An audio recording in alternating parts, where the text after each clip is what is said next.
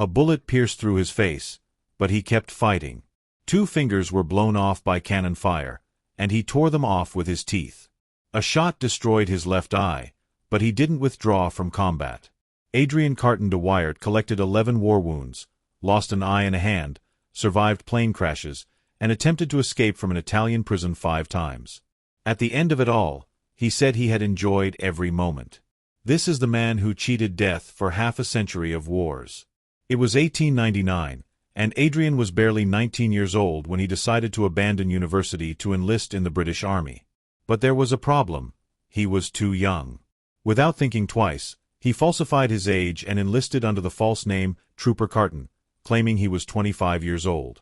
His destination would be South Africa, where the Second Boer War was raging. In his first battle, reality hit him like a hammer. A bullet pierced his stomach and another his groin, leaving him nearly disabled on the battlefield. Any normal man would have hung up his uniform forever. But Adrian was not normal. While recovering at home, he convinced his furious father that his destiny was in war, not in books. Once recovered, he returned straight to South Africa. The war still wasn't finished with him. In 1901, he returned to combat with a determination that bordered on madness. For Adrian, each wound was simply a reminder that he was still alive, proof that he was stronger than any bullet. After South Africa came Somalia, where rebel tribes challenged the British Empire. Adrian threw himself headfirst into this new war, hungry for action. Here he began to forge his reputation as the soldier who was impossible to kill. His superiors began to notice that this young officer seemed to have a special pact with death. But all this was just the warm-up for the real hell. In 1914, World War I broke out, and Adrian found himself in the trenches of the Western Front.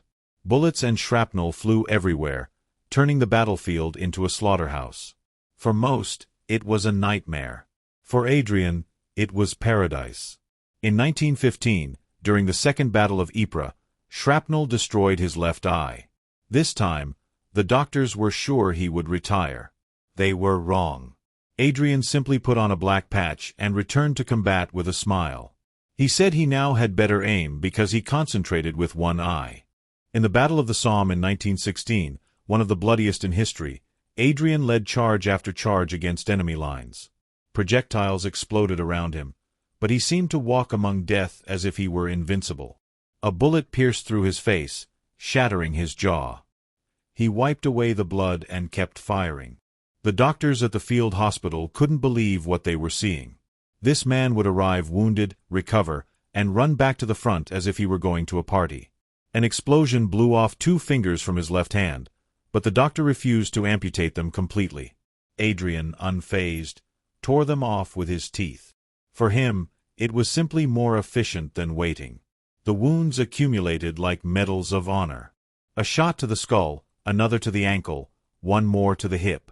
Each bullet he received seemed to give him more energy instead of weakening him. His soldiers began to believe he was immortal, and they followed him blindly because they knew that if he was with them, death would have to work much harder. In 1918, another explosion completely destroyed his left hand. This time there was no debate about amputation. Adrian watched them cut off his hand with the same tranquility with which others watch their hair being cut. For him, it was just another war trophy, another proof that he had survived when others had not.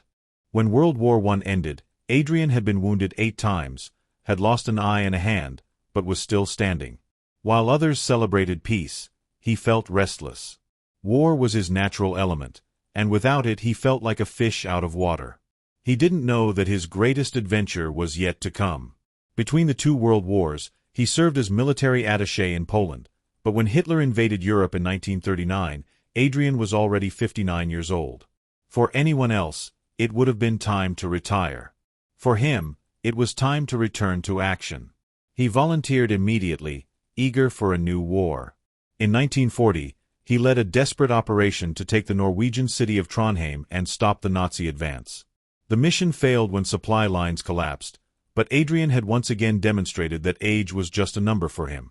At 60, he was still as fierce as he had been at 20. In 1941, while flying to Yugoslavia to lead the British military mission, his plane crashed in the Mediterranean. The impact was devastating, But while other passengers fought for their lives, Adrian calmly swam to shore with one arm.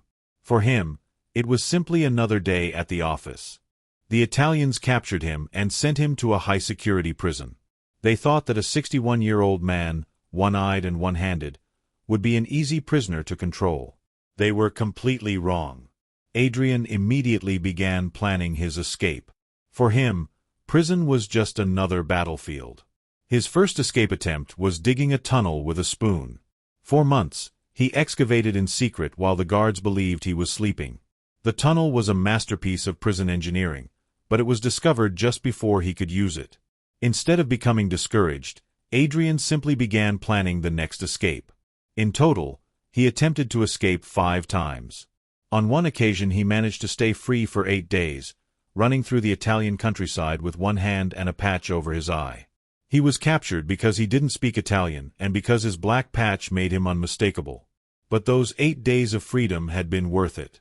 When he was released in 1943, Adrian returned to London briefly, but the war still wasn't over. Winston Churchill had one last mission for him: China. At 63, when others would have requested retirement, Adrian accepted immediately. His job would be to serve as British representative to Chinese leader Chiang Kai-shek during the final years of the war. In China, Adrian found a completely different theater of war. Far from the European trenches, he now had to navigate complex Asian politics while the Japanese continued fighting. For 3 years, from 1943 to 1946, he served faithfully in this last post, demonstrating that his courage was not limited only to physical combat, but also to wartime diplomacy. In 1946, at 66 years old, Adrian finally retired from active military service. He had survived 4 military conflicts, 11 serious wounds, 2 plane crashes, and 5 escape attempts. His military career had lasted almost half a century, from the fields of South Africa to the mountains of China. In his memoirs, Adrian wrote something that perfectly summarizes his life philosophy: "Frankly, I have enjoyed the war. It is a unique and fascinating experience."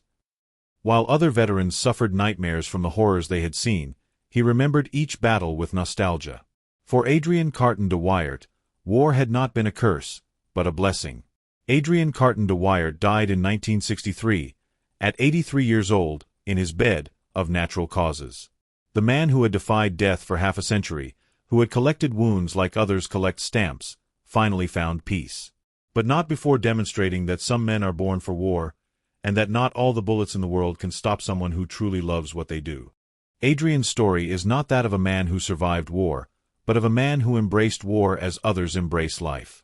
In a world where most flee from danger, he ran toward it with open arms. And for that reason, Adrian Carton de Wiart will go down in history as the man whom war could not kill, not because it was impossible to wound him, but because each wound made him stronger. If you liked the video, please comment, like, and subscribe. I'll see you in the next video.